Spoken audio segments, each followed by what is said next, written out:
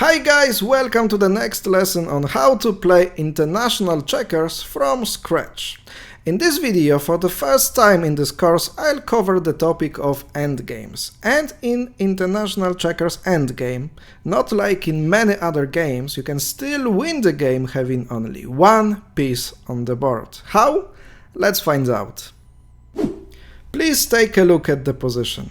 There is only one piece standing against one piece.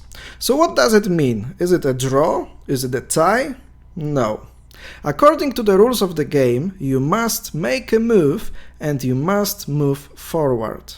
And those pieces are standing opposite to each other. This situation is called an opposition. This is very important in every checkers variation. The side that is on the move loses the game because after the last move, it loses the last piece. So that's an example how you can win the game having only one piece on the board. There are different types of opposition. When pieces are standing close to each other, it's called, of course, the close opposition. But there are different directions of it. For example, in this one, we can say about horizontal opposition. Dark pieces make the move, and because you can take backward, you win the game. Now white pieces are on the move, and this close opposition, despite of the fact that still white pieces have the possibility of going to the edge, comes to the horizontal one, and dark pieces win the game.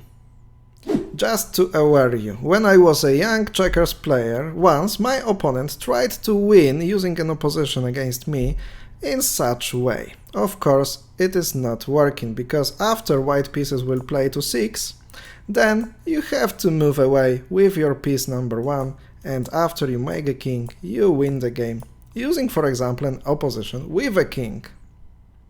This is a bit different situation because pieces are standing far to each other. But, once again, according to the rules of the game, you must make a move. And it means that those pieces can come closer to each other and bring the distant opposition to close opposition. This is the same situation as close vertical opposition. The side that is on the move loses the game, because you have to follow the opponent's piece and try to stand in a close opposition to it. Then you win the game. Another example where dark pieces are on the move. This time it's not so easy because pieces are not standing in the same vertical lines, but you can always make use of your virtual imagination. Move with your virtual eyes this piece horizontally to the square number 8, because it doesn't change a tempo. What is tempo, you will find out in the next lessons. Then the pieces would be exactly in the same vertical line. And if dark piece is now trying to escape from the opposition and you know that the opposition is good for you, you have to try to find a relation between those two pieces. So chase it to the side that it's playing, and finally, thanks to the close opposition, you win the game. This is another extremely important example of one piece against one piece endgame. Let's say that you start with the white pieces playing to 43 and your opponent responds playing to 12.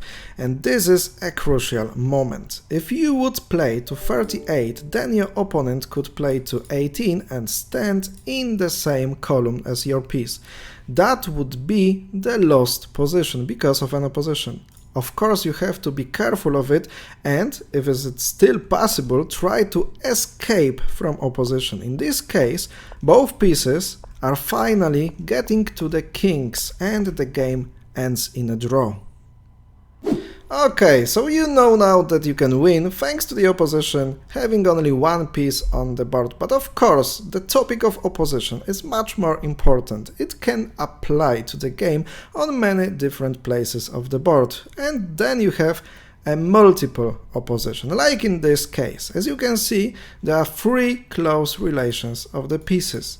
And it's a triple opposition. No matter what dark pieces will play, finally they have to give away all the pieces. Now, once you know what the opposition is, you can use the other parts, the other elements of the game to win the games thanks to the opposition. Like in this example, you can exchange your piece 1 for 1, seeing that after the exchange there is an opposition that is good for you, and that way you win the game. Any tactical ways of using an opposition? Why not? In this example, dark pieces are really close to the king, and the position of white pieces looks dramatic. But there is always a tactic to use. White pieces can sacrifice 2 pieces, collect other 2 pieces, and now the last one standing will be given away. And that's all that I've prepared for you in this theoretical lesson. In the next one, we'll practice a bit. If you liked it, don't forget to leave the thumb up under the video and subscribe to the checkersTV YouTube channel for more tips like this. Thanks for watching and see you in the next one.